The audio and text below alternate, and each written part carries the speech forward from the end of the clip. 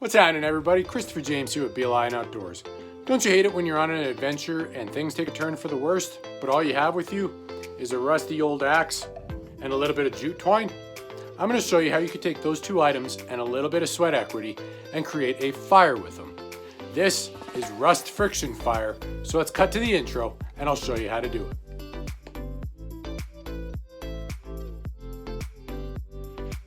So obviously you're going to need rust, aka iron oxide. I'm using this old axe, however you can use whatever you have available, be it a shovel, your vehicle, whatever you have that's rusted at hand.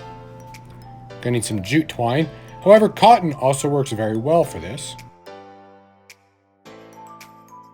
Some flat pieces of wood like a 2x4, and a blade. First, I'm going to cut off an 18-inch section of this jute twine. Use as much jute twine as you are comfortable with. However, I find 18 inches works quite well.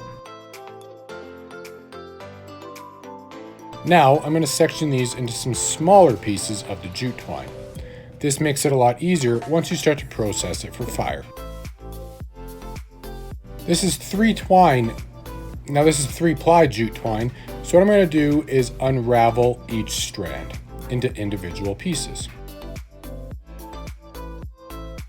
Take one of those strands and now pull at the center. This is going to break down the strands into these individual fine fibers.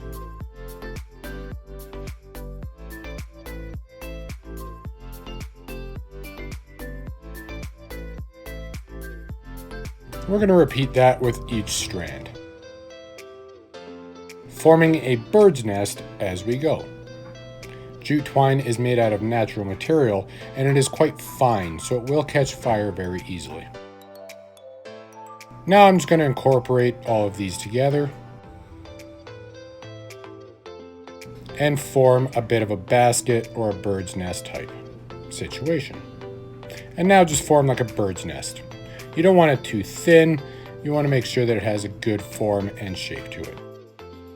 Now obviously my desk is red, so I'm going to put down this piece of paper and grab the axe. Next, I'm going to grab the back of my knife and just begin scraping all of the rust off of the item that you have that's rusted out. So in this case, my axe. And continue scratching it all the way down, forming a large pile of this rust.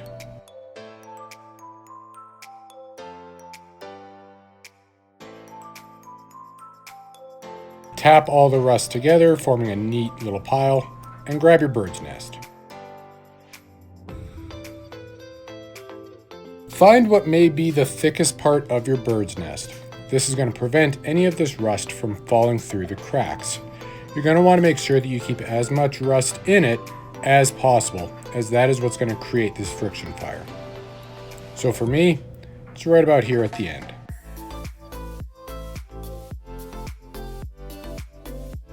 And add the rust to your pile.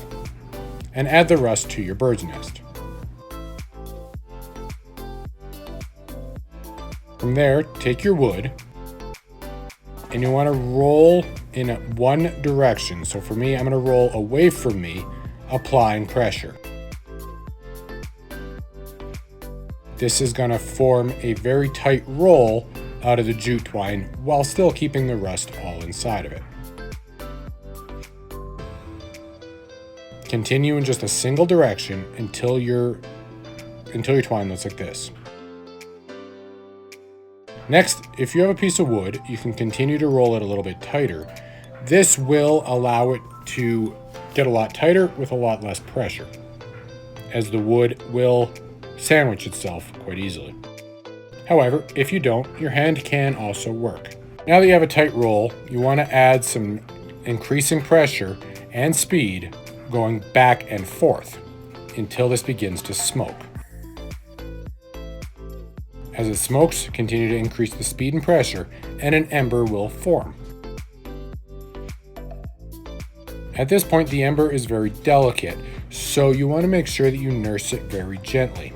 So we're just going to apply light breaths as well as allow the air in the room to continue to feed this ember. While the ember is continuing to establish itself, I'm going to grab a little bit more of this jute twine and break it down, creating another bird's nest. From there, you can now add this ember to your bird's nest. With the ember being established, you could add some increased breaths. And with a little bit of time and a little bit of effort is how you get a fire from a little bit of rust and some twine.